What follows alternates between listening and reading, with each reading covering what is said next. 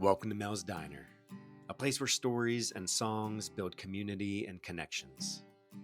My name is Matthew Merson, and each guest at Mel's Diner heads over to the Jukebox, selects really important, sentimental, and valuable songs to them, and then shares those stories of how each song gained that personal and powerful meaning in their life.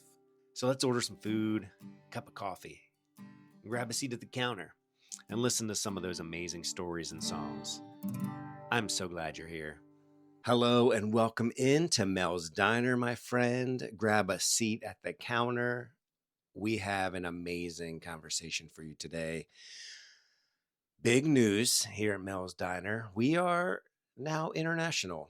My longtime dear friend Becca Booth joined me from Manchester, England.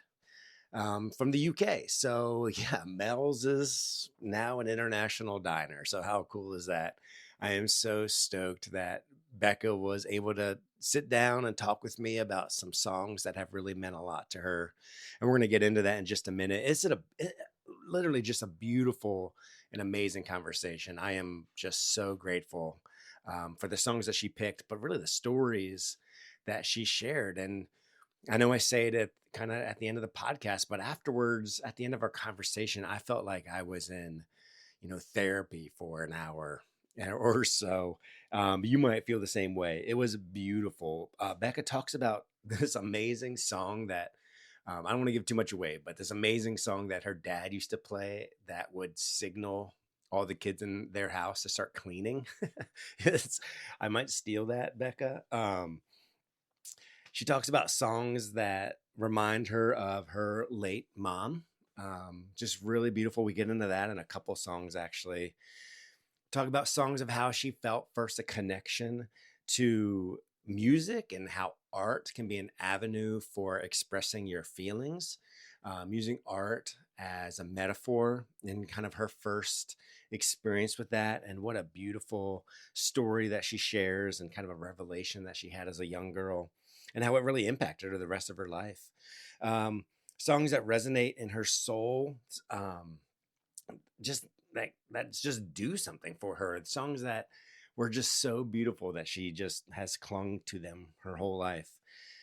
Songs that helped her understand beauty through grief or beauty after grief, which has been a topic of conversation here at Mel's before, because it's a real thing. It's a real true aspect of life that many of us have gone through and will go through if we haven't yet, and we'll go through several times, and the beauty that can be found on the other side of grief, or even I dare to say the beauty like within grief, even though you can't maybe see it or don't even want it or ask for it. Just incredible conversations. Songs that remind her about her friends, and songs that remind her about herself and like the okayness of all of the aspects of her life and all of the aspects that we should be okay with our lives, and understanding the beauty of our life story. And each chapter, whether we are embarrassed or whether we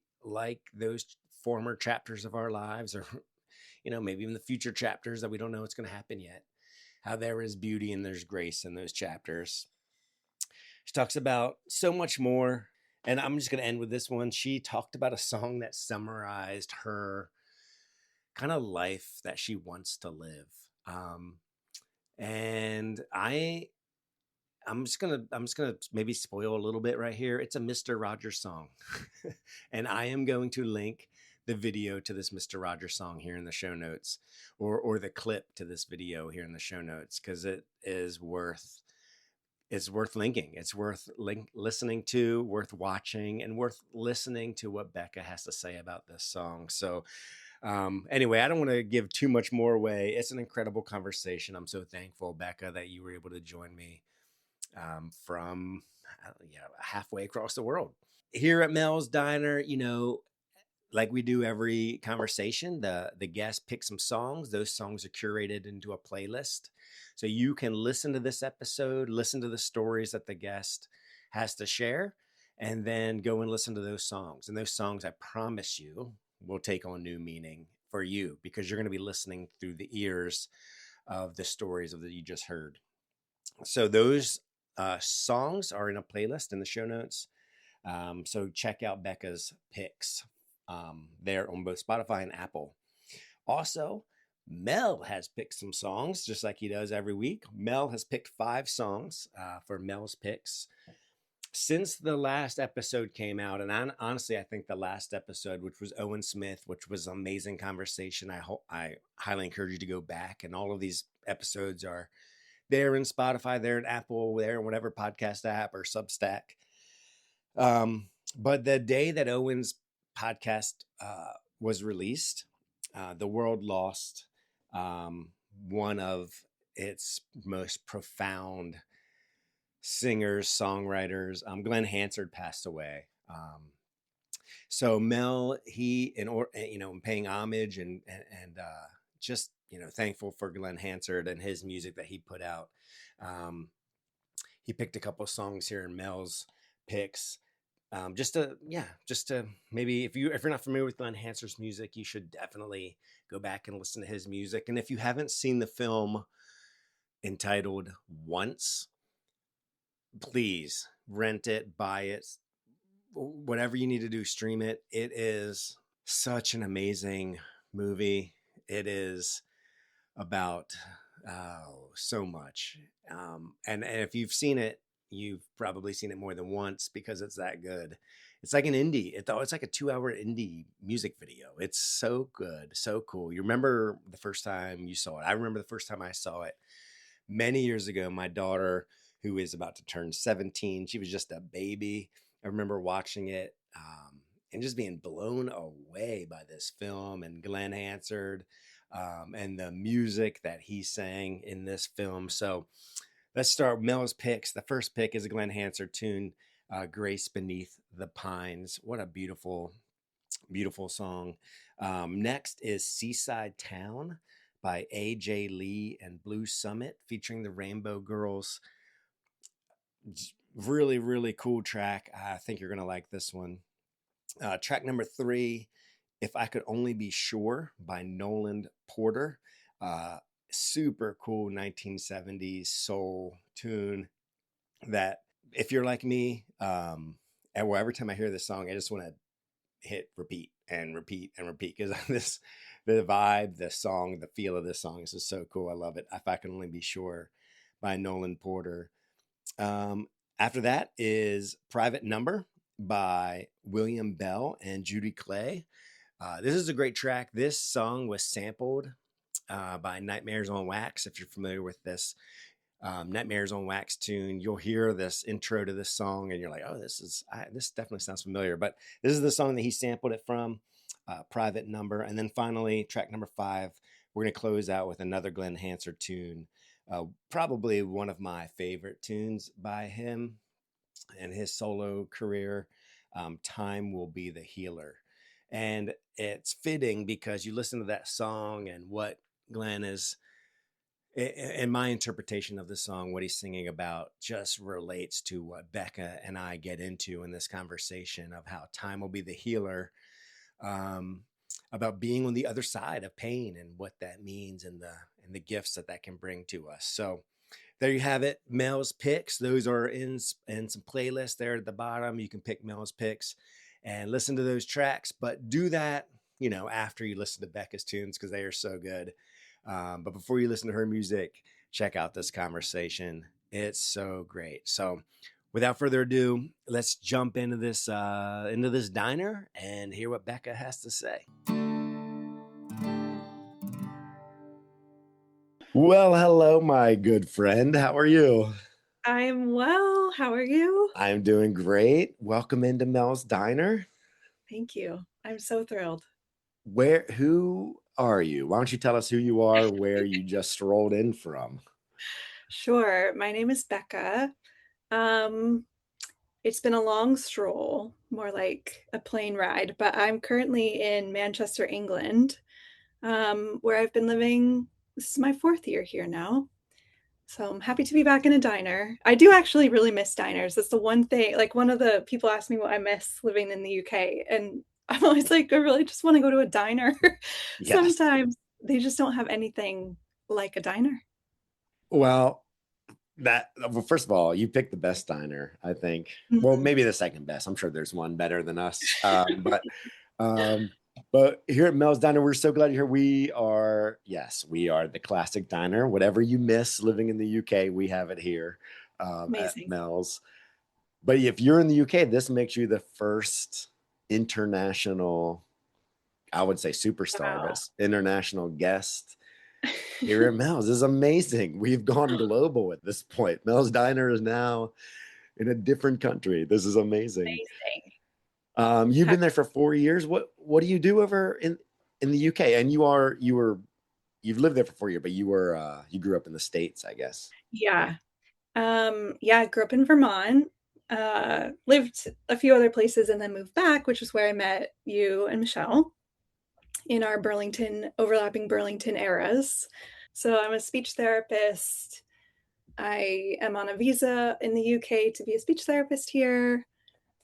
Yeah, mostly just here for the plot. Sometimes people ask me like, "Oh, why are you here?" And I'm sort of like, I don't know, It's a, but I mean, it's what a place great. to Yeah, be. What a I'm place to happy to be. be here. Yeah, Yeah. it's really great to live here, and I'm And really, all music towns that you've lived in, like, I mean, in Burlington, yeah, very like local music scene, but yeah, Philadelphia, great very city. rich musical Yeah, history. yeah. Though I lived England, there during COVID, so it was a little bit sad because I feel like I got maybe like 40% of the Philly experience, mm, but yeah. because everything's shut, but it's okay. We're here now. But also like UK being such a have like some of the most Yeah, rich musical history in the yeah, world. Like, yeah, the Beatles, the yeah. Stones, the yeah. So crazy. And Manchester is like a big music city, so a lot of bands from here, a lot of music. Like there's a high value in creativity up here. So yeah, it's been And really fun. that's awesome because you also are a musician. Yes. Yes, I am. You play how many Yeah. instruments can you play? Not that many. I don't actually play that many. I can dabble, but I wouldn't say that counts. But I mainly just play piano and guitar. But Piano, guitar, and your voice. Your voice is also an oh, incredible thank you, Matt. instrument. Yeah. Yeah, I do like to So sing. is there I might edit this out, but is there a way do you have music that we can find that you have No, recorded? No? Okay. not really. Let's see. Is there? Not really. The only thing I've recorded is I made like when my best friend had a baby, I played her some piano songs and I like recorded that and that's on YouTube. But otherwise, no, I'm like under the radar. Because when I was playing in Burlington with Abby and Lydia, we never recorded anything. And then I do some stuff here. But yeah, no, Stray only like for the cats, right? locals. Yeah, Stray fall like cats. like cats. Fall like Did cats. you say Are they stray stray like like cats? cats? Fall like cats. I love that. No, it was fall like cats, which is Fall like wild, but that was a really fun time. Yeah. yeah. Yeah, we never recorded anything. There might be a YouTube video or somebody videoed Yeah, you probably with. something that maybe it's best not to unearth, but Did you play at Did you play it like the radio bean ever, or did we you used ever? to go to the open mics at the Radio Bean or Okay. the what was the one? Oh, it was Radio Bean. That's attached to the lamp shop, right? Yes. Yeah. Yeah. We used to go to the open mics at the Radio Bean. Okay. Very Yeah. cool. Play here and there, but You mostly did in the it. living room. Yeah, I remember going to a house show that you guys Yeah. would perform at or something. Yeah. Or we played like one time we opened, do you remember Eric George? Oh man, He was like a real true folk guy in I Burlington. remember this. Yeah. This Soul was a soul, amazing house guy. show. Yeah. Yeah, he played like I don't know, there was an Eric George show and we played a couple songs to open, which was really fun. We would just do random stuff. I don't know. I think I Yeah. remember this. I think I went, and Michelle and I went, and we left after you guys were done. We only went to see We you. played like 3 songs. We were like, yeah, I remember it was like a couple of songs. You're like, all right, cool, we're going to bed. And it was like, that was great, Mhm. fall like cats. Uh, yeah, Yeah, that was a amazing. fun time. Yeah. So you grew up in Vermont. What was, Yeah. has music always been a big part of your life? What was music like? What was your Mm. relationship to music as you were growing up? Yeah, my family was I would say music was really central. My mom was a music teacher. So she taught piano and flute and violin, and she like led the chorus at our local school that we went to and did like all of the like music stuff there. So there was just always something going on in our house, whether it was like kids coming over for lessons or like planning some kind of like recital or show, or people were just always playing. But I think my dad is also very musical, even though he never like played any instruments, but he's a very musical person and has a super wide taste in music. So we were listening to anything and everything all the time. So I think that actually, like the mixture of those two, like we had a lot of playing music going on, but we also just like really loved music and had a lot of music on always. So if your Um, mom was a music teacher, was she like playing more orchestral music or like you said, like choral music? it was a little bit of everything. I mean, this is just going based off memory, but there was a lot of classical learning. But then I also remember like we used to sing the Tarzan soundtrack, the Phil Collins soundtrack. Oh yeah. Like there was a choral arrangement of the Phil Collins soundtrack that she did with the chorus. So it wasn't like hoity-toity classical musician. It was like, no, we're singing Trash in the Camp, which actually we weren't singing because it doesn't have lyrics really, but it's fine.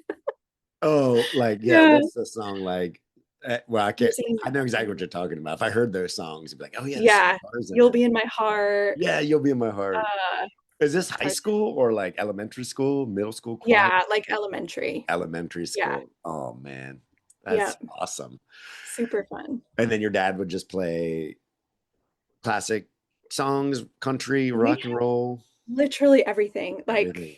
I remember coming downstairs to like a Bach organ toccata, like blasting through the house. But then we would also have like jazz and Sting and James Taylor and Phil Keaggy and like kind of every genre, which I really appreciate now. I think at the time I was sort of like, what is this?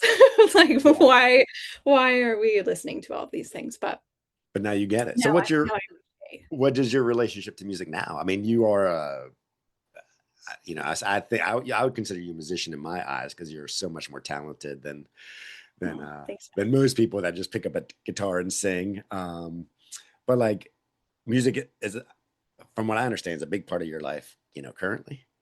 Yeah, I love music. I think it just feels like a part of me. It feels very ingrained. Like sometimes I'm like one of those people who unfortunately like sings a lyric if there's a word that reminds me of that lyric. So I feel like there's just always something coming out of my mouth or like um yeah, but more than that, I think it's just also how I regulate, how I connect to things, how I express certain things. Yeah, it just feels like part of me, and I don't even know that I would need or want to do it professionally, but it's just like something that feels important to me and that I try to prioritize like time for Hmm. in That's life, I that's guess. lovely. It's like you Yeah. love the art of music so much. It's like I don't. Yeah, that's interesting to hear you say that. Like you may not want to join in and like you know being a recording artist or something like that, or pursuing this as a career. It's just something that is important that you just incorporate into your life that you find. Is what Yeah. I'm hearing you Like I say. think That's I mean, awesome. I'd love to work in music if the opportunity came up, which maybe someday it will, but I think it's something that like no matter what, it'll be a part of my life. I don't need it to be like on that path for it to be important to me, I guess. Yeah, for Yeah, sure. I just Yeah, want I it to mean, always be part of my life. yeah, I Yeah. think most of us who may be listening to this are not professional musicians or Yeah. recorders, anything, but like music Yeah. is important for a lot of different reasons. Yeah. Yeah. Hopefully that's why you're here at Mel's, to tell us Yes, some reasons how it's of important. So, course. um, here at Mel's we have this magic jukebox. It's got almost every song in the world ever recorded on it. What, but are you like, you want to go pick some songs and then tell us the Yeah, stories about these important songs? Okay, I'd love sweet. to. Can I just Well, ask though, who's Mel? who is Mel? Whatever comes to your mind when you think of Mel and his diner, that's him. Mel is everything. Mel is, yeah, he lives in your mind. He lives in my mind. He's exactly what he looks, exactly how you think he looks. Yeah, Oh, he perfect. smells how you think he smells. Hmm. I'm He's so wearing glad. what you think he's wearing right now. Yeah. Perfect. Maybe someday down the road we'll reveal like where this all came Who from is out of my Mel? brain, like what part of my brain this came from. But for now, he's exactly what you think he is. Great. And people have asked me, and I have said on this podcast, for me, Mel's Diner is like in the desert, like it's in the Nevada desert. Oh, Yeah. wow. So it's off of a That's lonesome highway. That's not where you okay. live. No, Okay. Where's Mel's for you? to me, I'm going like small town, slight Americana vibes, New England energy. Like it slightly looks like maybe you shouldn't go in the building, but you definitely should. And Yeah. it's only locals there. And Mel is like, he used to be on the lobster boats of like coastal Maine. And now he like runs a diner. And he's like kind of rough, but he like is wise. That's that's you got it. That is him to Yeah. the T. I Yeah. mean, not everyone knows what New England vibes are like, I but guess that's true. for you, Yeah. yeah, for you, the you that's Mel. Yeah. Yeah. But I can So appreciate an arid Mel's, a desert yeah, Mel's. yeah. Yeah. For me, it's like neon signs. Okay. It's Yeah. Okay. Like it's off the freeway, it's like blinking. hmm yeah. Yeah. There's probably like a slot machine somewhere, like in the Yeah. corner. Yeah. You can still smoke inside. uh, Love it. yeah, it's like there's a lot of trucks outside, like Right. 18-wheeler trucks. Yeah. Um, There's probably like pie yeah, in a glass window. what 100%. Yeah. Any pie you want. But speaking of, while you go pick your food, I mean, I'm sorry, while you go pick your songs, why don't we cook you something? In full disclosure, my time is 11:08 a.m. For you, it's what, I'm at 4:08 p.m. 4:08 p.m. So let's go with Early your dinner. time. What are you Yeah. ordering? It's 4 o'clock in the afternoon. What are you Ooh. ordering at the diner? Oh man. We can cook you I anything. have like two diner orders. I feel like most classically I'll just do like whatever they're calling the breakfast, like the Sure. breakfast, Yeah, big Mel's meals. breakfast, which Yeah, is going to be like two strips of bacon, a sausage, a pancake, home fries, and a fried egg. Like I want the plate mm, and like the on it. ketchup in the squeezy bottle, and I Yeah. want a coffee Hmm. from one of those. Those syrup Those containers. no, those Oh, the coffee that's in the oh, glass. oh, yeah, yeah. Pour what are those called? You know, Like a craft of carafe. coffee. Yeah. Sure. Or I will get a toasted blueberry muffin Oh, yes. with a coffee. Like if it's not really mealtime, but like I want to be in a diner. And Blueberry muffin on the griddle. that's a secret, I think. Not a lot of people know about. Oh, Like a if they have grilled, muffins, ask for it like on the griddle. ask for a grilled. Insane. Oh yeah. Actually, Yeah. there's a place in Vermont that I used to get that Athens Diner. Shout out to Athens Yes. Diner. Shout out Athens Diner. You know what I'm talking about? Yes, of course I know what you're talking They about. would grill a blueberry muffin like Yeah. nobody's business. Oh I my. haven't been there in forever. Yeah. Yeah. Well, we will get the Mel's breakfast, Mel's big breakfast. and with I guess with the side of like a sweet treat of a grilled blueberry muffin. Great. We can share Um, it. awesome. And you go pick some songs and tell the stories. Great. And while you're doing that, as every song that my dear friend Becca is going to choose is going to be compiled in a playlist, which you can find in the show notes of this episode. So there'll be one for Spotify playlist, and one Apple Music playlist. So you can just scroll down. wherever you are listening to this, find this playlist. And after she tells these amazing stories, we can all listen to these songs and have this amazing grilled blueberry muffin. So uh, awesome. Were you ready, Becca? Yeah, let's do Awesome. it. All right. Well, what'd you pick for your first track? Okay, first track. It's this song called Five on the Floor by Flim and the BBs. Flim and the BBs is like, I don't know, I think they were probably in like the 80s-ish, like a jazz band, but it was like jazz funk-ish, fusion-y. And my dad loved Flim and the BBs. And this song specifically, it's only like a couple minutes long, but he used to put it on and blast it really loud. And this was our like clean the house song. Wow. So we had like if Five on the Floor came on, we were doing like a 3-minute like speed clean through the whole first floor of the house, and we had to like pick everything up and vacuum and clear whatever clutter was around and put the pillows back on the couch and like pick up all your crap. And I just have really fond memories of this song being very loud like in our house, but it's a really fun song. And it's in 5/4. The time signature is 5/4, so it's a little bit like gallopy, almost like it feels syncopated. There's some really fun, like weird synthy moments where it kind of sounds like glorpy. Like I don't know what other word to use, but just like the synth is really like low and buzzy, and like there's a part in the middle where it almost goes into like a ragtime like piano moment, just really random. And yeah, I just have like every time I hear this song, I just feel like I'm like, oh, what a fun way to force your kids to clean the house like within a short amount of time. Absolutely. So Yeah.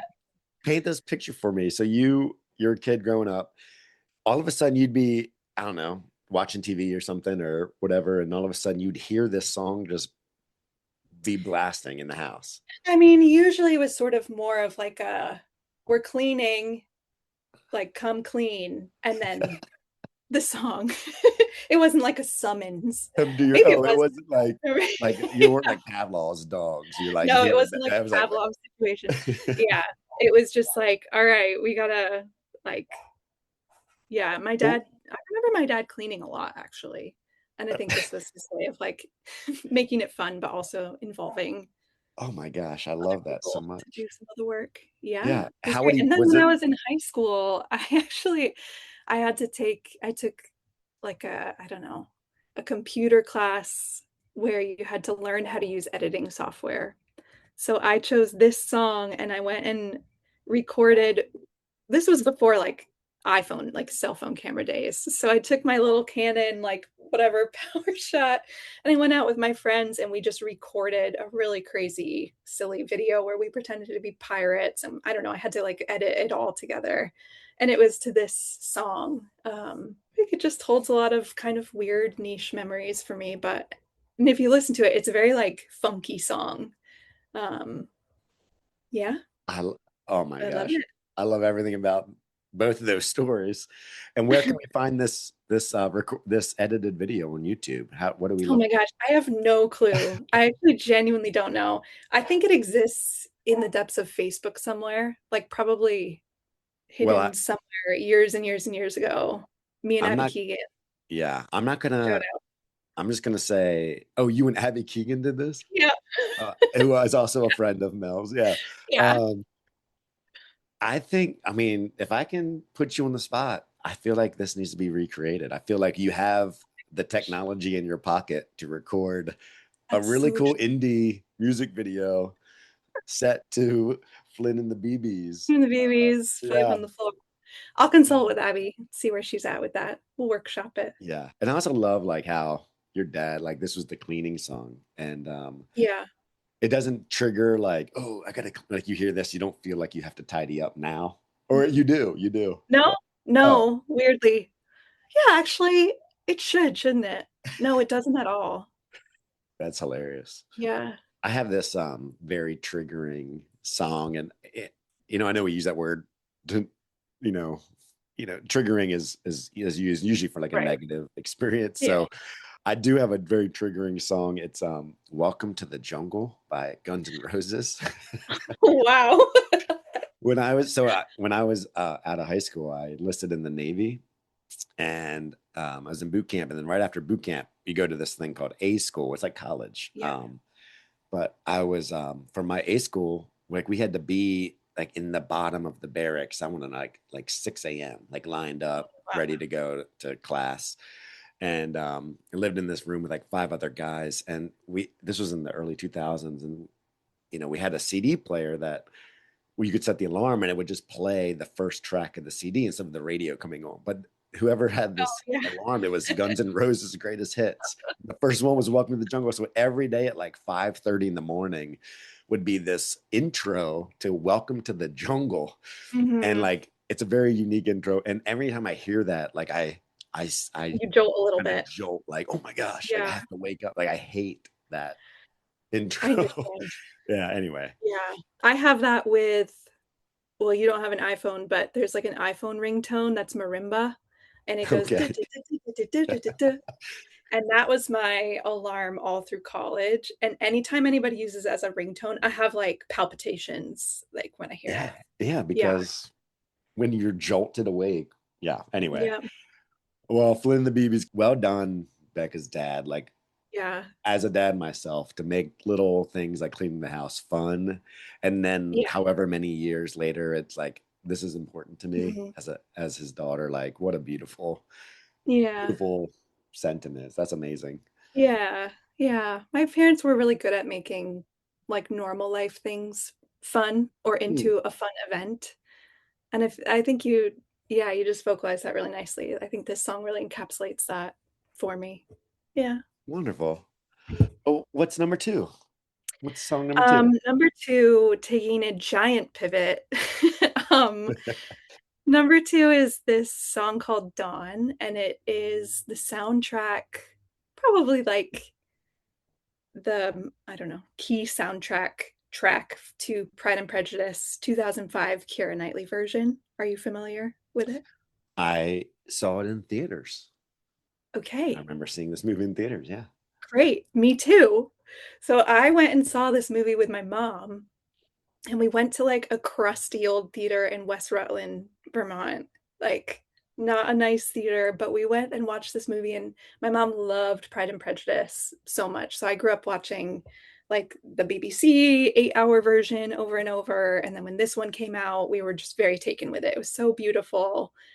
It's still one of my, it's like my comfort movie. But the soundtrack is so gorgeous. It's written by Dario Marianelli, who is this pianist. So it's just an instrumental piano track, but it is so beautiful. It's very like sweeping. It starts out very still, and then it kind of like builds to a more like moving, kind of like picks up and then ends back in a calm place. And um, yeah, this song was my senior year piano recital piece. So I spent a lot of time learning this song. And I remember I was so proud in my recital. I played it like perfectly. I was so happy. And somebody had recorded it, but when I went to watch it, I deleted it. And Oh so no. I, but weirdly, it felt kind of poetic of like, oh, there's this, like, I just released this song into the world, and it was just for that moment. I'll never hear it again. But yeah, I just really love this song. It's so beautiful, and it reminds me of my mom. My mom passed from breast cancer when I was 19. So that movie, yeah, it just reminds me of her. And it was kind of like one of the last, I don't know. I really have a fond memory of like going to that movie with her and then like loving the music, loving the like cinematography. Yeah, so it's just a special song to me. It's still one of the only songs I have memorized where if I can sit down and like still play it, but I don't remember anything else from my piano lesson days. Was your mom there at the recital when you played this? Yeah, she would have been. Yeah. Yeah. Awesome. Yeah. Yeah. That's really sweet. Yeah. I feel like it's funny without, it's hard to describe a song without like playing it or hearing it. I think of like how do you describe just like a piano song, but Well, Yeah. yeah, I think we just we'll get the chance to listen to this song, but hearing like your connection to it, Yeah. to me, that's like that's what we're here for. That's what we all came here for. Yeah, Yeah. that's Yeah. amazing. So, well, what do you have for number three then? Number three. Okay, this one's all, I feel like my list is really random, which maybe reflects just the variety of music that I grew up with as well. But That's great. number three is a song by Nickel Creek called Green and Gray. Do you know Nickel Creek, Matt? I feel Oh, like you would. absolutely. Yeah, Yeah. I've seen Okay. them. Yeah. Yeah. They came here to Manchester a couple Oh, years cool. ago, and I went and saw them. They played right down the street from my flat. And it was like such a surreal moment of like, I've been listening to this band for so long. Now it's like in front of me in a different country. Um, yeah, but the Nickel Creek was like my parents loved Nickel Creek, so we always had the albums on. Green and Gray is like a random song. I wouldn't even say it's my favorite of Nickel Creek, but it was the first song that I remember like clocking the lyrics. Like, I Hmm. don't know if you have like an early memory where you realize that like songs like really mean something. And that, I mean, that sounds obvious, but I think for whatever reason, like I just had this kind of like moment where I was like, oh my gosh, I understand what this means. But it's Oh, this nice. really random song. It's not even that deep. It's about like this, I mean, it's about this performer guy who um he's in love with this girl, but apparently they can't be together, or maybe she doesn't love him back. I don't really know. But the lyrics are just about how like I think it goes like green is the color that everyone sees all around me. Gray is the color I see around her. Like it's just like this use of color and metaphor to describe like your feelings. And this I was shook. Like when I when I like realized like that you could describe feelings this way, I was like, oh. And I mean, I was pretty young, so maybe it was also just me understanding how to use language more. Oh, wow. Yeah, but I don't know. I think I just really connected with this idea of like people perceiving you a certain way, but you have other things going on inside.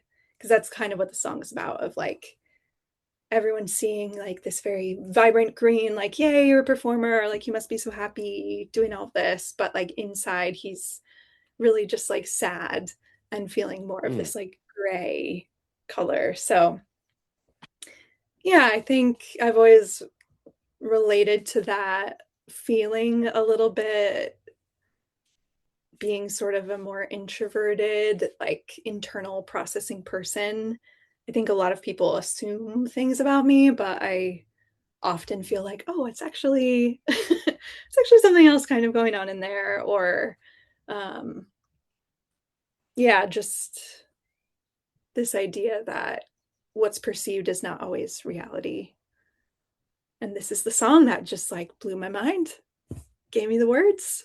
So, when you were young, did you like what I hear you say is like this is the first time maybe you realize that art is Mm, something that represents something else, right? Like you were a little like yeah, you got this. You saw art and for what art can be, like the power you saw it and you heard it and you felt it. yeah. But was this powerful because you realized that like this is what a metaphor is, this is what art is, or were you like this is how I feel like as a kid? Mm, Like, yeah, I know you mentioned that this is kind of how you feel today, but did you feel that yeah. as a kid too? Like people perceive me one way, Oh, it's or interesting. has this song like become important because it was important because you discovered art, but now it's like now Mhm. it's taken on this meaning of like, oh, it's more, Yeah. you know, personal and what it means. Yeah. I think when I was younger, I probably wouldn't have had the words to say that that's what I felt like. So I think probably subconsciously there was a connection of like, oh, you can present one way but feel another. Um, but I don't know that I would have been able to say, oh, I feel that's psychologically what's going on with me at 8 years old. I think it was probably more just the impact of like using descriptive language and having it land and connect and feel like, oh, there's like this portal between like this person and me where we're all having the same experiences, and now I know about it and I have new words for it. And um yeah, it just felt very profound. Hmm. And I think now looking back, I think as a child, I did have times when I probably was perceived one way but felt another way, but I didn't have words for that until probably well into my 20s. Sure. And Yeah. we're probably all like Yeah. have things in our, we still haven't figured out like how to put words to maybe how we feel about a lot Yeah. of things, even as adults. But I, I want to go back to what you just said because that's so interesting and so cool. Like as this young girl, like, yeah, having this epiphany of, well, as I mentioned before, like it's like art, like you're experiencing this art as in what the artist probably intended to communicate. Yeah, some Yeah. feeling like a portal. That's so wonderful that you said that. Yeah, I think like once you've experienced that, and for you, if it was a young girl, and for all of us, when we start experiencing these things, if you're here at Mel's Diner, it's probably because we love those moments. We love Yeah. those when those portals open, and anytime I listen to music driving around or on my porch, like I'm trying to conjure up that all the time. Like for me Yeah. personally, it's like the music I choose depends on the mood and the setting and the lighting and the food and the drink, like whatever's happening. I want the music to Yeah. match the setting because I want that portal of the soundtrack to be um Yeah. to match the experience that I'm living. And it Yeah. sounds like when that happened to you, like that, this was the moment that that first happened to you. Yeah. Yeah. Yeah. It's so crazy. I just remember being in my room or like having my Walkman, like my Discman, and like I would just be up there listening to albums because we didn't have like a streaming service or iTunes or whatever yet. I don't know, and just being up there listening and like deeply feeling these lyrics. And I think like when you asked me before, like what role does music has it played in my life or whatever, I feel like that's really it. Like I've always just had this very deep like connection to like, oh, like someone's created this and like now I know, or now I have words for this, or now I didn't realize I could feel that and you feel it too, or I just think that's so important. That's so Yeah. awesome. And I will say, for anyone who's listening, your stories that you're sharing right now are, hopefully are doing that to people who are listening. Do you Mm. tell these stories right now that they are like, I don't even know this girl, Becca, who lives in Manchester, England. I know exactly how she felt Yeah. with her Yeah. dad making, childhood just a little bit more fun, or Yeah. the special Yeah. moment with, oh, I have a special moment with my mom too, So, yeah. So you're doing that right now too, Becca. So Oh, thank you. thanks. What's track number 4, Becca? Okay, track 4. I think actually in a similar spirit to the Nickel Creek song. This is Babies by Bon Iver, but it's specifically the Air Studios version. So like Bon Iver did I don't even know what year this was, like 2010, over 10 years ago probably, don't you think? He did this like he did a studio recording that was just Justin Vernon and Sean Carey, who's the keyboardist for Bon Iver. They went into this recording studio with 2 grand pianos and played a bunch of Bon Iver songs, and it was on YouTube, and I like loved this. I have probably seen this YouTube video more than any others. I ripped the audio from it and burned it onto a CD so that I could listen to it like in the car. It's just so beautiful, like the reworking of, I'm a huge Justin Vernon fan, like anything that he does, pretty much anything anyone from their like label I really love. But this just blew my mind, and the arrangements are so beautiful, but specifically this song, I think it was just a moment where I had that same experience of feeling like super connected, but it was to the music and not the lyrics. Like the Nickel Creek song felt more lyrically connected. This was like a very musical moment. I think there was just something about the two pianos. And this, like, Babies has this big section that's really dissonant and it kind of like crunches on itself and it's pretty sustained. So you have to wait a while before you get that moment of resolution. But in this arrangement, because it's just two grand pianos, it's like the tension and the building to that moment of resolution is so beautiful. Um, and like it feels very intricate. They're playing it like with a lot of feeling. Yeah, I don't know, for whatever reason, it just I was like watching this for the first time, like open mouth, like this is the most beautiful thing I've ever heard. Because I grew up playing piano and my mom teaching piano, and that's always just been like a special instrument to me. And hearing these like songs that I've loved from Bon Iver, like reimagined in that way. And then finally they released it. Um, I think they re-released like an EP, the Blood Bank EP, Oh yeah. a couple years ago. They re-released it and it finally had the Air Studios track in with the regular EP. So now I have it not ripped from YouTube. I have it like on vinyl and I have it on Spotify. But yeah, have you heard that? You must know what I'm talking about. Yes, That's yes, pretty I'm familiar with that. And I remember the when they did that video, I remember common. watching it as well. But like where were you? Were you in Oh, you know Philadelphia? where I Like was when it first came out? I was in Houghton. I was at Houghton College. I was in college.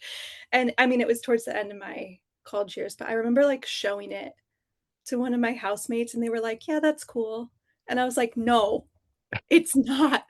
It's everything. this Like is it's more than cool. Feel this with me." and so So, yeah, I yeah, you think would like drive around listening to this while you were in oh yeah. college, like late night Oh yeah. drives. Yeah. Just This is like always, yeah. And it was kind of before the era of like Tiny Desk and like it was kind of before we saw a lot of artists do things out of their normal, I don't know. At least to me it was. So to see them out of context a little bit was also just like really fun. I think. yeah, it makes me think like, do you think you connected with it because it was like something different? Like something Hmm, that because you love Justin Vernon and love Bonnie Bear, but like here is a them covering or them reimagining some yeah. of their songs, like two grand Hmm, pianos at the same room playing, like it's just so I hate to use the word, but like indie, like it's so like yeah. artistic, like and maybe that resonated with you a little bit. I don't know. What do you think? Yeah, maybe. I think also because it was a video, like I remember watching them and being like just watching how they play. Like I wanted to see their hands. I wanted to see like where are they? Like how are they holding their fingers? Like I don't know, piano stuff, but like seeing them play also just makes it very human, I think. And then I can kind of imagine like myself doing that. So I think there was just a kind of more human, it felt a little more human to see them playing together. And I mean, if you've never, do you know Sean Carey's music? I feel like you would really like it. Um, I know S. Carey. Is that Sean Carey? Is Yeah, that? that's S. Oh, Carey. okay, Okay. okay, yeah, yeah. Yeah. Sorry. Yeah. S. Carey is the other guy playing, but all his solo music is also super beautiful. But I think there's something about them taking the time. Like it feels very like they're not in a rush to play these songs, and some of them are pretty long. Um, so just like seeing them take time to be in the moment of those songs is really moving to me. And I saw S. Carey here actually, and it was the same. Like it was similarly like he would just sit in these songs and he did a really cool thing of he would use like a loop pedal with his piano, but he would kind of record all these other sounds that you could make on a piano, like with the strings and um yeah, but I think just the practice of like sitting in a moment and waiting and not rushing a song along just to finish or to play it. Um, but I feel like you can feel that in the Air Studios video. They're very like, I don't know, paced. Yeah, it's interesting. I don't know. What would you say to this? Like how you're just describing your reaction to this song, plus the moment, maybe as a girl, when you felt Hmm. like you were connecting with the Nickel Creek lyrics, like in real time, like it was that, like kind of the veil was thin at those moments. Yeah. Are you like it sounds like that's what you're really, that's what has impacted you, and maybe the sound, maybe the go hearing the soundtrack to Pride and Prejudice, think about that time with your Mhm. mom, like these Mhm. moments where you are fully present, Uh, um and like fully present in the music, like it, to me it yeah. sounds like that is where the magic lies for you. Is that far off? Is that true? Yeah. No, I mean, I think you nailed it. Yeah, Yeah, that's exactly what it feels like. And then I think because if you have a moment like that, then it builds on itself. So like you listen to these songs over and over the years. And I think sometimes it's casual, but still if I have a Nickel Creek CD in the car and every time that song comes on, I listen all the way through and I'm still like, ah, like it just builds yeah, on itself. sure. Yeah. Yeah, I think when we find those moments, or when those certain things, and for everybody it's different, right? Yeah. The things that break through to us are different for each of us. Yeah. Yeah. But we need to make space for these things. That's what you're telling me, or what I'm hearing you say, or what's encouraging to me is like we need to make space for these moments in our lives Mhm. when, Yeah. whether it's a song or a film or a book or a conversation or whatever it is, a meal, something that's just breaking through, and it's like, hey, life is whatever it is for you, but like all of this right now is just beautiful, and it's like touching your Mhm. soul or resonating in your heart with something. Like that is a really sweet space to be in, whether it's for Yeah. 3 minutes or 7 minutes or 2 hours, whatever it is. May we all find those throughout our Yeah. day, week, month, like may we find these moments in our life where beauty breaks through and Yeah. leaves its mark. It scars us. It's like we're Mhm. scarred by beauty in some ways. Yes, that's beautiful.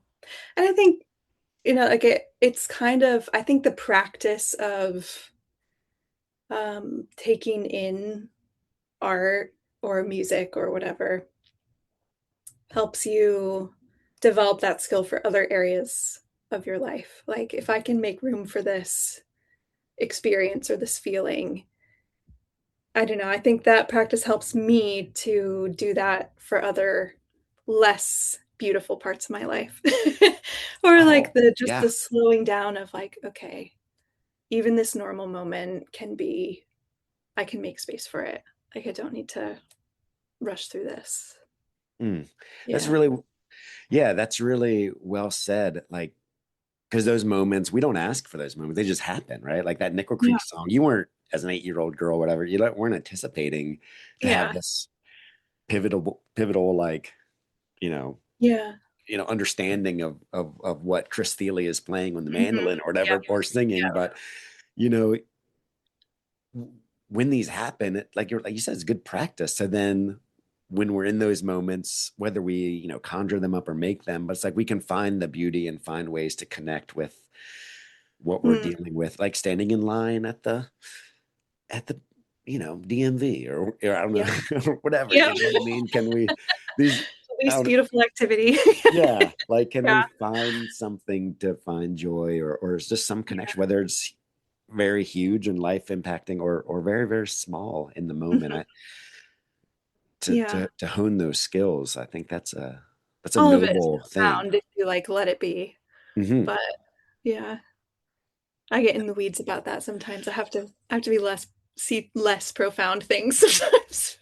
No, I think that's good. Oh, I think, I know for me personally, like I can get caught up in all the hardships of yeah. living here, where I live, and the struggles that I deal with on a personal or familial level. But I don't know, to find this beauty in like Yeah. driving around, like doing your day to day. I think Yeah. that's a good skill to have. So, This wow. segues perfectly into the next song. Well, let's hear it. So, yeah, the next song I chose is it's called Psalm 126, and it's a Bifrost Arts song, which is like they're like a collective of artists that kind of have reimagined some like songs of faith in a kind of alt way. Um, and this one is Molly Parton, which shout out Molly Parton. Her music is absolutely beautiful. Um, Highly recommend her in general as an artist. She's also very funny.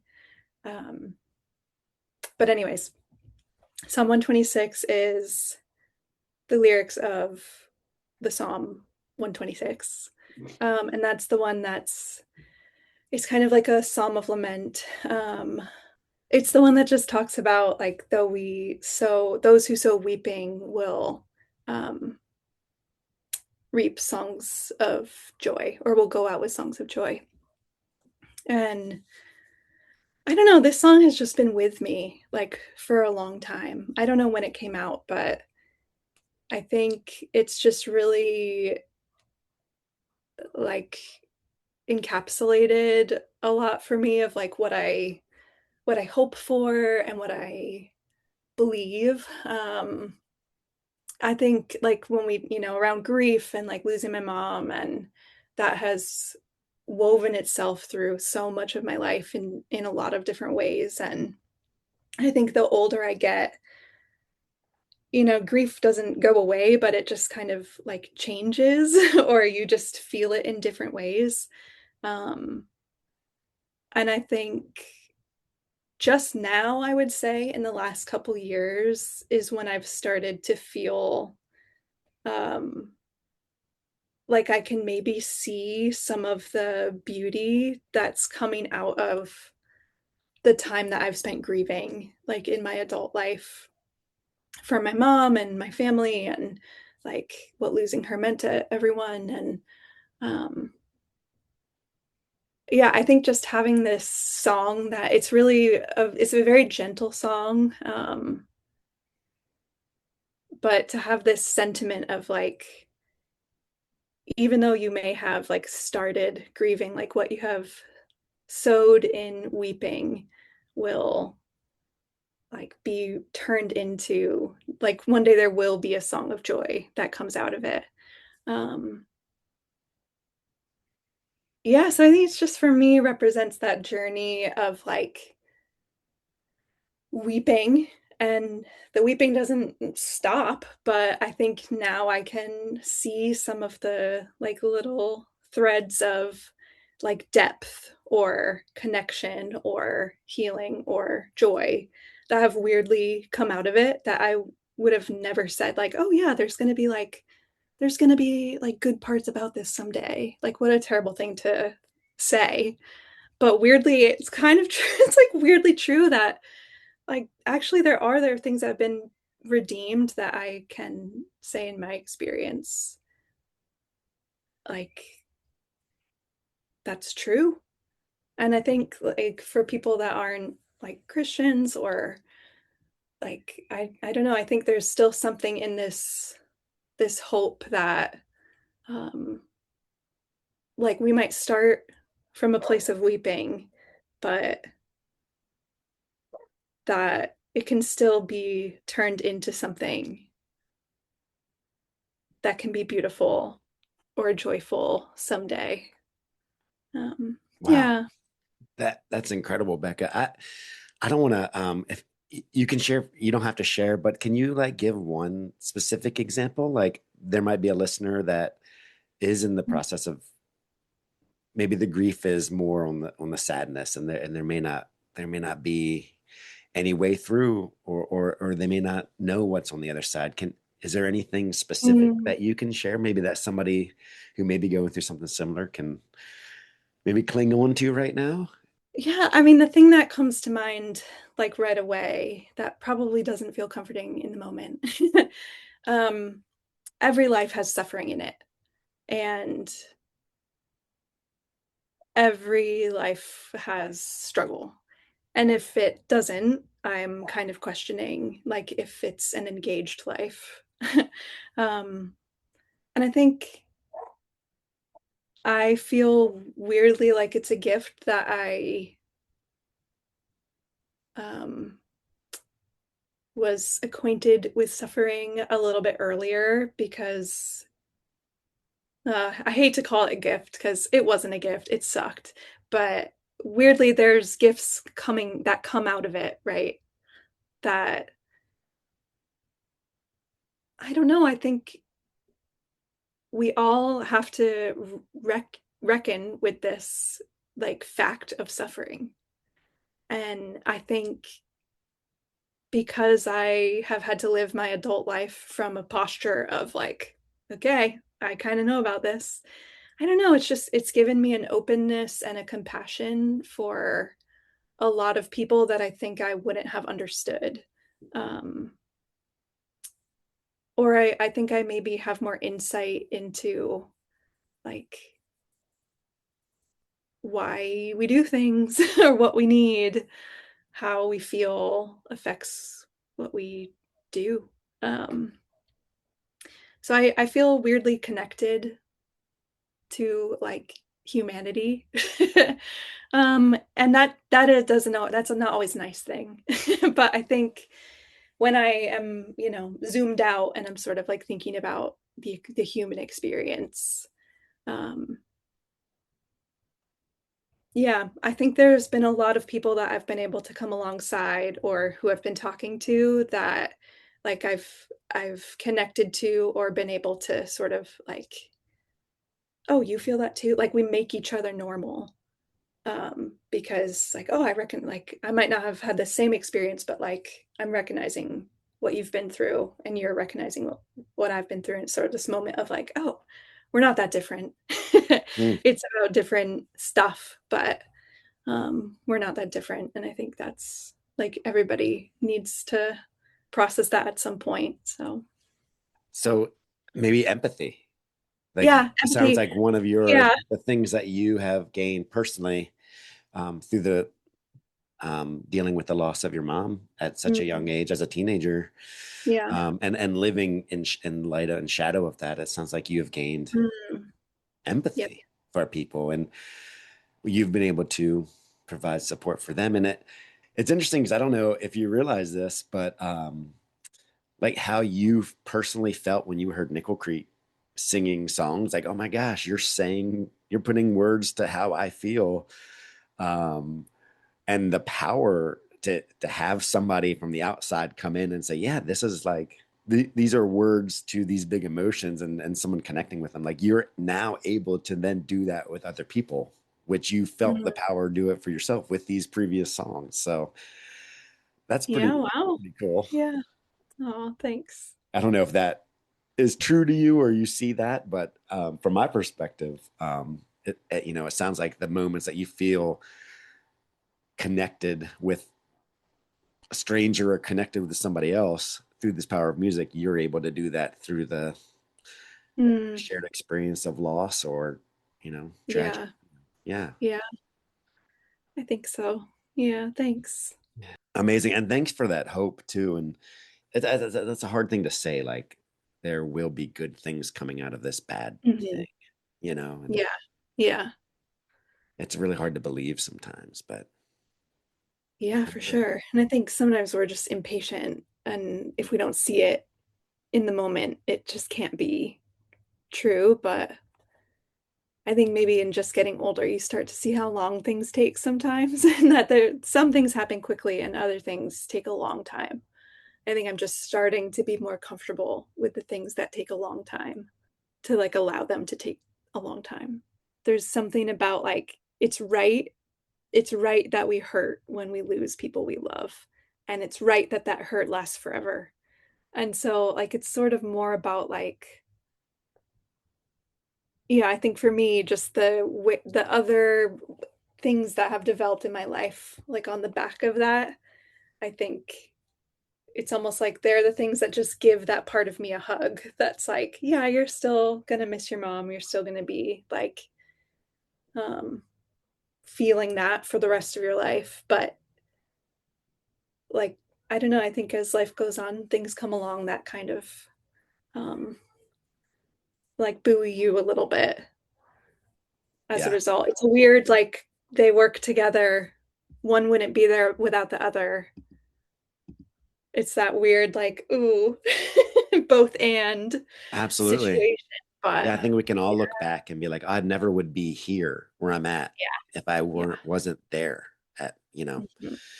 and yeah. Oh, we had a get. We had our good friend Mitch Revito here at Mel's. Mitch He stopped in a few Dorito. weeks ago, and he had a song. Oh, Yeah, if you go back and listen to his episode, he talked. He lost his father a yeah, few years yeah, ago, and he talked yeah. about "Grief Is Only Love" by Stephen Wilson Jr. Mhm. was one of his Yeah, jukebox picks, and the line in there, "There's a pain that I pray that never goes away," yeah, and exactly. Yeah. yeah, so wow. Well, if anybody else is listening and going through anything hard, Yeah.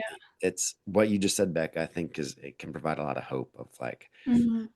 that's the thing that's going to be with me, and eventually it'll give me a hug and make me. It'll remind me of when I get Yeah. there. It's like I'm here because of that, and Yeah. it's Yeah. yeah, wow. Yeah, there's space for all of it. It's so Mm. crazy. Well, amazing. Well, what's next on your list, Becca?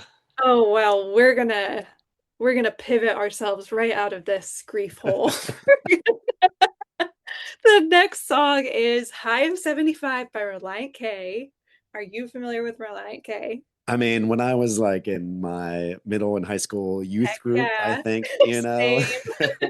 So Sadie Reliant Hawkins K was dance like, and everything. oh, Yeah. 100%. I almost chose that one and then I was like, okay, no. Reliant K was like my first favorite band. That was like Okay. my favorite. It was my first album that I went to the store and bought myself the CD was two lefts don't make a right, but three do. Reliant K. And I remember being mad at my brother one day because he like took it and wanted to listen to it. And I was like, you're not old enough. I'm only 2 years older. I was like, you're not old enough to listen to this. It's too heavy. Too It's edgy. like, Yeah. it's too This is punky. ska music. It's like Yeah. Christian punk. Yeah. But no, I just loved this band. And I still do, to be honest. Like, if I ever need to really come back to myself, it's Reliant K every time. But I chose this song because um, it just reminds me of my friends. I don't know, kind of a more lighthearted song about like being happy to be alive. And um, it's from this album, which I don't know, came out forever ago. But I just have a lot of memories of listening to Reliant K with my best friends, like Abby, who I've already mentioned, and my other best friend, also named Becca. We were like huge Reliant K fans together. And we actually went and we saw the 10th anniversary tour for the album in Boston like years ago. I don't know, this song just like reminds me of her, it reminds me of my friends. And they've like Beacon Abbey have just been with me my whole life. I met them when I was 4. Just like feeling that connection to like an older part of myself. But also having the gift of like them still being in my life is really special. So yeah, there's nothing that profound about this except that it just feels like there's some of the most profound relationships in my life, and I just love Reliant K, and it like brings me back to myself every time. That's incredible. Yeah. That's really good. I mean, I don't know if I've met anybody who would say Reliant K was their favorite band, but but I'm glad that they're yours because they are. I just love that. I Yeah. thought Matt Thiessen, I thought his writing, I still think his writing is so clever. Like old, like early Reliant K is very punny. It's very like tongue in cheek. Actually, isn't that first album called Anatomy of Tongue in Cheek? I think So like, so. it's Yeah. very like, yeah, it's very punny. It's very like Yeah. funny writing. But then they would come out with these kind of more heartfelt songs as well. And they still make music. He's still going. But yeah, they just were really with me through like all of my adolescence. I just really love them. That's really great. And I love how it, Yeah. the like these just remind you because Yeah. probably because of the spirit of the music or the Yeah. tone of the songs Yeah. that they just remind you of these two friends that you grew Yeah. up with and it sounds like they're still in your life. And Yeah. what a beautiful, just a Yeah. It's beautiful just one of sentiment to those have. like, I think Beak and I probably both know every word to every song like on these albums. And it's just like one of those things that you can't buy that in life. Like that's such a Absolutely. Yeah. valuable thing to me. Yeah. Yeah. And maybe we all find those things, whether they're silly or, Yeah. Absolutely. or profound or, Yep. yeah, just things that remind us of the beautiful relationships Yeah. that we have. And Yeah. what that's awesome. Yeah. So cool. Love Reliant K. I'm glad you brought Reliant K to Mel's Diner. This is really, yeah. Yeah. So that's Mel awesome. Mel never would have heard them otherwise. So it's I would have told important. him. I mean, yeah. Um, anyway, awesome. All right. So what do you have next? Number, I guess is number Next, I lost seven. track. Yeah, 7. number seven. Kind of similar vein, actually. It's Fearless by Taylor Swift. And this, again, it's like, it's kind of a lighthearted song. But this one just like strikes a chord with me, especially after the Eras tour. I went to the Eras tour in Lisbon, Portugal, which was super fun. I think there was something really moving to me about seeing her embody every phase of her life. Like it was weirdly moving. And this song embodies that for me. There's something about it. It's from, I think it's from her second album called Fearless, but the song's called Fearless. So it's early Taylor. Um, and it just starts with like a single snare hit. And then it has this real strummy acoustic. And she's just singing about how, like, I don't know, this boy or whatever is making her feel like the best version of like a fearless love of like being free. But more than the like actual lyrics of the song, I think to me it's just the sentiment of like embracing every part of who you've been. And it was so crazy. Did you go to the, you didn't go to the Eras tour, did you? No, I I did shout out not. Heather McCoy though. I listened to her Yeah. episode and she talked about going with her daughter Vivian. Um, and I had a really similar experience where it was so moving to be there and like seeing the way that everyone interacts with each other. But I don't know, there's something about, so like every era had a different like stage set. And this was the first song of this era of the show.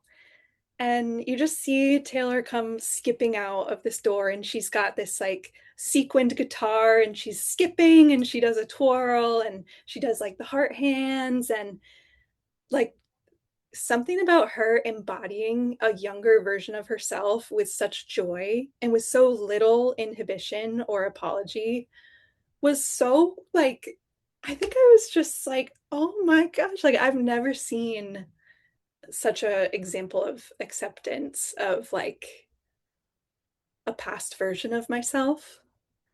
And then to see her go through like every, it was a long show.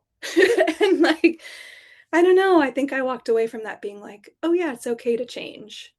Like, isn't that Wow. crazy to get from a Taylor Swift show? And I love Taylor Swift. Like, am I Swiftie? Sure. Yeah. But like, I feel like it was deeper than that. It was like, no, like we get to celebrate all the places we've been that have brought us to here.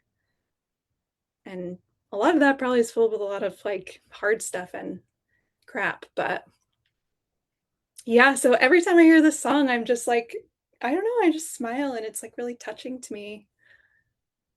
Yeah, I think it hits on what we talked about with the Bifrost song. It's Yeah, yes, the yeah. acceptance of I'm here because I was there, Hmm. and Yeah.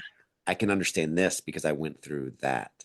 Mhm. And so that's really cool to see the embodiment of that. And and I would think too, like with Taylor Swift, like of anybody who has the pressure, or I would Mhm. say of anyone in the world, she probably has more pressure than anyone to Yeah. be a specific person, like, Yes. Yeah. but Or for to her, not be a specific or person. exactly, like Yeah. she she's at this level Hmm. that I wouldn't wish to experience, like the pressure that she feels.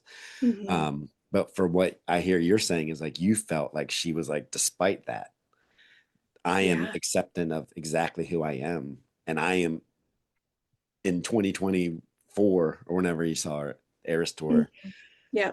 to pretend it's 2003 again, Yeah. like, and Yeah. be okay with that. Yeah. There's some real power in that self acceptance, Yeah. and then to feel what Heather explained too in her episode of Yeah. like the experience with everyone, the communal Yeah. experience where everyone was Yeah. accepting and open and Yeah. welcoming to each other. Like there was really Mhm. sweet comfort in that, I guess. Yeah. You and Yeah. 100,000 other people. Just, yeah. Yeah. It is comforting. And I think there was just like it weirdly gave a lot of permission to everyone in the stadiums of like, yeah, go through your life. Like it's okay. Wow. It's all right Thanks. to Yeah. I wouldn't change. have, I don't know if I would have known that, Yeah, if that I was a know. part of, yeah, that's really cool. It's not what I expected going into the Eras tour, but I definitely came out with it. Yeah. Okay.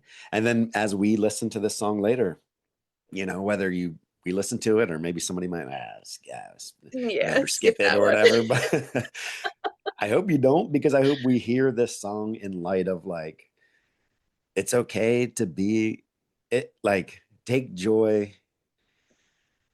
Yeah, I guess it kind of sums up what we've been talking about. Like there is joy now, Mm, through what you've gone through. And whether it was painful at the time, now as you've gone through it, you can look back and be like, oh, actually, yeah.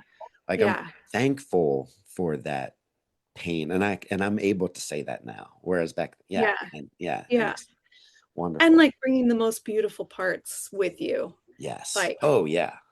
yeah, And she's never able to kind of embody the spirit of that era for and sure.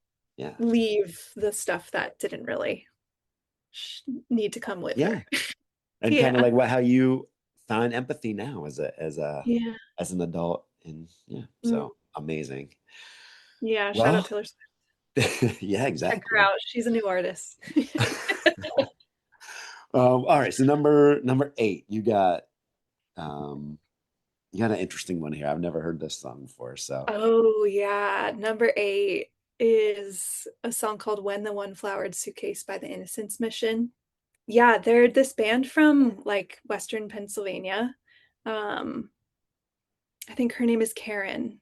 Yeah, so it's her and her husband and maybe a few others. But they just write really gentle, really like intricate songs.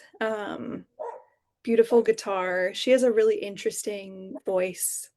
Beautiful writing. But this song, I don't know, I think the first time I heard this song, I just felt, again, similar to everything we've been saying, but I felt understood and I felt like I had words for like, oh, this is how I live my life. Like this is how I want to live my life.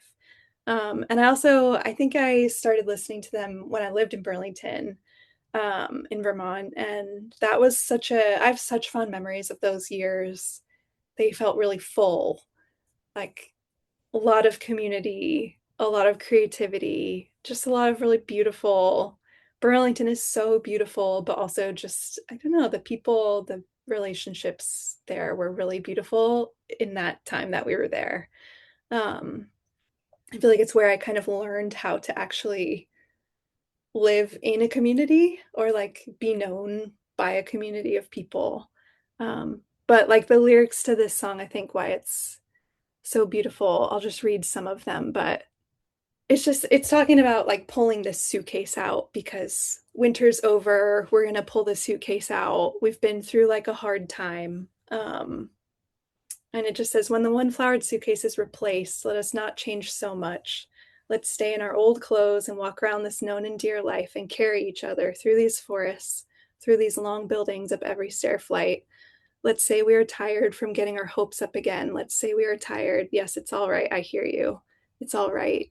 It's all right. I'm near you. It's all right. It's all right. I'm with you. And I think just this, it's such a gentle song.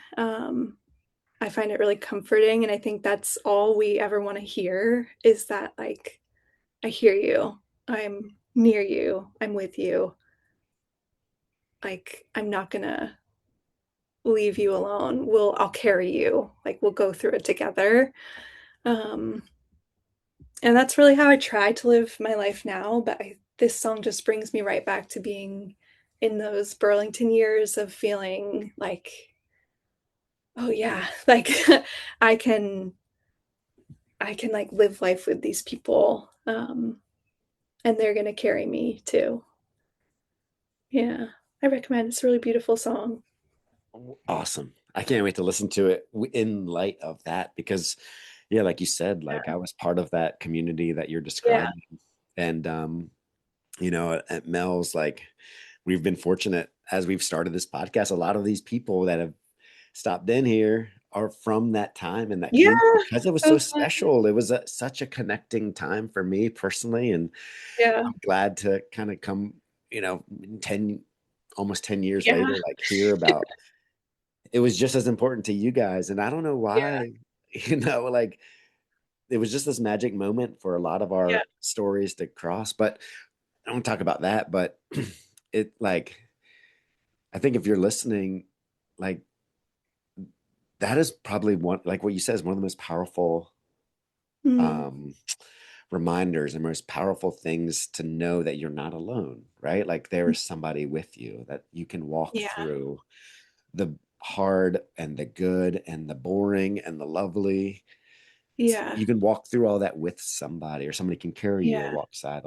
walk alongside you. And if you're Mm, listening, like I hope that you have many people that you have that in your life. And if not, I know that there's one. You have one, at least one person, and yeah, that yeah, relationship is worth everything and worth fighting for because that's such a important part of making it, of living mm, this life. And I think it's about that. It's about yeah, sharing this life yeah. with these beautiful people, whether it's a partner that Yep. you've committed marriage to, or dear friends, or siblings, Mm, or whoever. Like, yeah, you're not alone, or a higher calling, a higher power, a God, whoever you walk through this life with. Um, yeah, there's real power in that for sure. yeah. And I think I mean, I've moved quite a bit. I've lived in Yeah, several different cities, and everywhere I've gone, I feel just so blessed. Like I've had people and friends everywhere I've lived. And like I do not take that for granted. I think it's the number one like risk factor if you're struggling to connect with people. Like that's so hard. Um and I just like there's time and there's space for it to be different later. Like I think there's been times where I've been like, why am I here? Like I'm alone here, there's no one here. And without fail, like over time, it changes. Like people come, new people come, life will always change. But I think if we can get used to like giving it space, like it can be different later. wonderful. Yeah. Yeah, and I don't want to keep harping on this, but like I think it's just I don't want to go without saying it. Like, when there's people that in your life that are now no longer with us, that have gone, Mhm. that sense of aloneness or being Yeah. alone can be overwhelming. But through it, finding people that have also gone through something similar, you can walk through these things together. You can fill that void, probably not completely, but Mm-hmm. that void of somebody or some relationship that has been broken or has been gone. Like there are other people that have Mm-hmm. also gone through brokenness and things, and can find, like Bruce Yeah. Springsteen in his I think in his Broadway show had this beautiful line that I've never forgotten. It's like, I just want to find somebody where my broken pieces fit with their Mm, broken pieces, and then we can fit together because of our brokenness. And that's mm. such a wonderful and incredible image. And Becca, it sounds like, and we've already discussed, like, this is what you've learned in your life and in your journey. So Yeah. yeah, Yeah. man, that's so good. Yeah. Love it. Okay. So we got two more. We got two more. And I was surprised this one was on the jukebox, but not surprised. But number nine, what's number nine? Coming in hot with Mr. Rogers. A real banger. A real banger. Fred Rogers is like my hero. Mr. Mm. Rogers, for anyone that might not know, um, is of PBS television fame, Mr. Rogers' Neighborhood, where he was just himself and would have visitors come to his house, and then he would go to a little make believe kingdom as well. But he is incredibly gentle and incredibly wise. And he is from Pittsburgh. He was one of the first to really like fight for quality children's television that wasn't just like silly, because he really believed that children have capacity and um, that they can understand things and that we should treat them that way. So Mr. Rogers is like my favorite show. I love Mr. Rogers. But what is also cool is that Fred Rogers was like a trained musician. Um, and he wrote all the music for the show. And it's this absolutely delightful, like piano songs. And they're like little silly songs for kids, but they're actually really not silly. They're very deep and beautiful. Um, I recommend just like looking up the Mr. Rogers soundtrack. Some of them are silly, and then other ones you'll like cry a little bit. Like this one. So this one's called It's You I Like. And this, oh man, this song just like brings me to tears. I think again, maybe similar to the Innocence Mission. It's just like, oh, it's just like how I want to live. Um, it's also just what I believe. And so like okay, I'll read you the lyrics and then I'll tell you the story of the episode that it's on, but I won't read the whole thing, but it's basically just saying it's you I like. It's not the things you wear. It's not the way you do your hair. It's you I like. The way you are right now, the way down deep inside you. Not the things that hide you, not your toys. They're just beside you. It's you I like, every part of you. Your skin, your eyes, your feelings, whether old or new. I hope you'll remember, even when you're feeling blue, that it's you I like. It's you yourself. It's you. Okay, I did read the whole thing. But I just think that's so, like, what a beautiful thing to actually sing to a child and for them to internalize. The episode of Mr. Rogers' Neighborhood that this is on is him. He sings this. He invites a boy over who has, I think he has cerebral palsy. He's in a wheelchair. And they have like a little conversation about that. And then he sings him this song. And I mean, I'm gonna lose it. Like, it's so beautiful. But I think just this feel like this. I think I really care about kids. I've worked with kids like my whole life. I also am just interested in like development, like child development and stuff like that. But I don't know, just this sentiment that like you yourself are worthy of my care. And to name that, like, I don't care about your toys. I don't care about like it doesn't matter how you're feeling. It doesn't matter like what your hair looks like. Like, I see you. Um, and I just find it really touching and really beautiful. It's been one of my favorite songs for a really long time.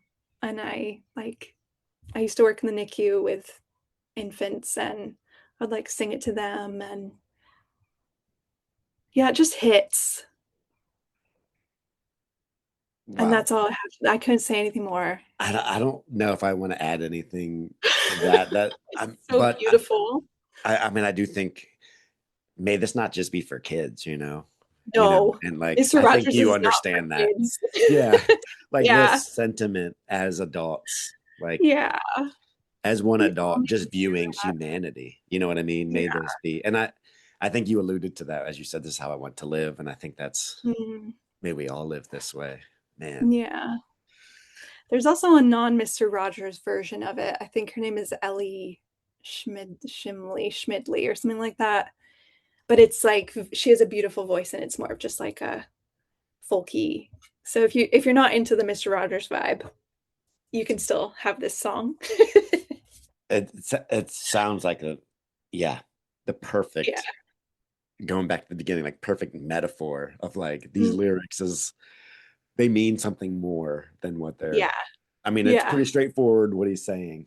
I don't know if you can be more clear, but you know, as adults to other adults and just Mm, people, man, yeah. Love it.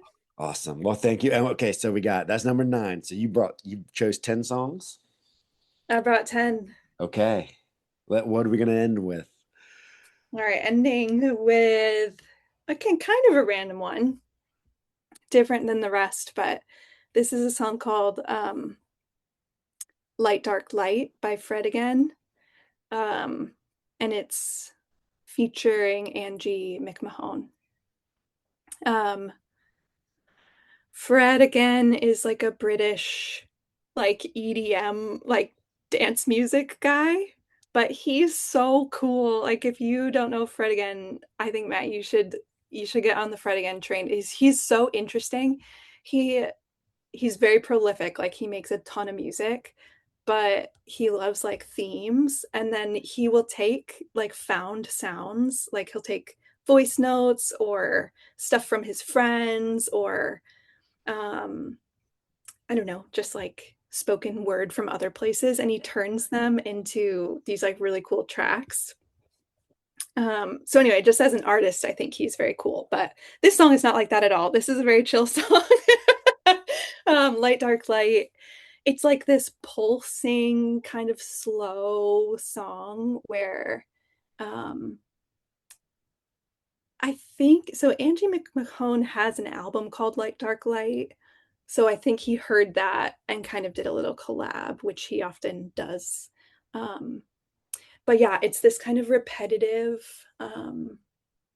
like there's not much melody to it. It's all kind of like a little bit monotone, but in this like really beautiful building way.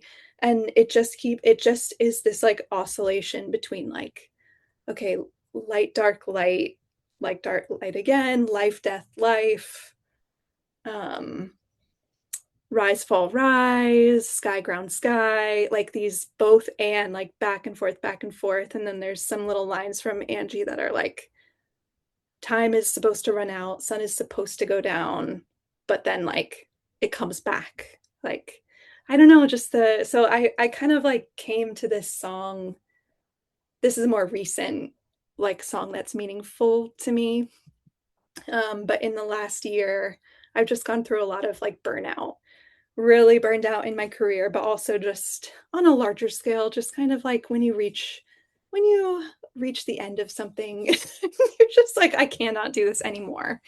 I think I hit that in a bigger life way as well. Just like I, yeah, tired of trying to cope the way I've always been coping. And I just hit some like really tough times of just feeling really overwhelmed, pretty depressed, pretty dark, like just not knowing how to felt like everything needed to change, but I didn't know what or how or if it was possible. Um, and this song just like grabbed me and I'm really thankful for it. I listened to it a lot like last year. I think there's something about acknowledging both sides, like of a both and, like that it's both light and dark. It's not that we just get light all the time, but it will come back to light. So light, dark, light again, over and over. I was just like saying this to myself, like, okay, it's gonna be light, like light, dark, light again. It's gonna be light again. Yeah, and then by the end, he has this little like whispered line about like life gets light again. And I think it just really needed like a gentle song that was a reminder of like, yeah, it's hard, but this isn't the end. Like it's gonna get light again. Um, and I just really love it. I really love this song. It's simple, but it's beautiful. Man, that's so cool. I think this is such a fitting way to end this. I don't know if Yeah. like I see the theme here of all of your songs, all of their story that is found within these songs, but it's gonna get light again. Like what a beautiful Yeah. reminder that we need to hear, yeah, I think on the terms of like feast and famine, for some reason my mind Mm, always goes to that. Like sometimes there's a time to feast and sometimes there's just a time to for yeah. famine. Time, yeah. So light versus dark, light, dark, light. That's Hmm. wow. I think yeah, this whole conversation has been just a reminder of um has been like therapy. It's like these these challenges in our life, like we go Yeah. through them and as hard as they are, no one's saying that they're not hard, but they are Mm, there can be purpose in them, if we look for it or if we accept it, if we allow that to happen, we can come through the other side of um and that the sun will rise again, and yeah. it may be a little while for some people, Yeah. but Yeah. it's there, it's going to come back. So man, Yeah. wonderful. Yes. Becca, thank you so much for coming in. Thank you for having me. This was I in have missed a diner. This has been great. this has been absolutely incredible. Honestly, I feel like what you have shared with me and what you've shared with us is like, I know I needed to hear it. I need to be reminded of these truths, and I cannot wait to like listen to these songs and listen to the songs in light of the hope that you have given me and the hope that you've given us of I don't know, like understanding, whether we understand what it is, understanding that there is purpose and Mm, there is meaning of what we're going through, for yeah. good things and bad things, whether it's just connecting with each other, connecting with wonderful art and the beauty in the world, or knowing that the darkness that we're going through, that we eventually will get through it, but then hopefully on the other side, we can then help other people through it. So, Yeah. Yeah. wow, Absolutely. this blueberry muffin looks amazing. Oh my gosh, isn't it amazing? It is so good. Well, let's cue up the jukebox, Becca, and listen to these. Thank you so much. This was so, so, so wonderful conversation. Thank you so much. Oh, thank you. Thanks for listening. Thanks for having me. This was Oh, so fun. you're welcome anytime. Shout out Mel. Thank you, Mel. Thank you so much for visiting Mel's Diner today. We love serving you those very important stories and songs, and we really hope you become a regular. If you or someone you know would love to be on the show, please reach out to me. Mel's Diner Jukebox at gmail.com. And a playlist of all the songs that were selected from the jukebox today can be found in a link in the show notes. And now, as we listen to each song through the lens of those amazing stories, we share in the connection that we just built through the power of great music and incredible people.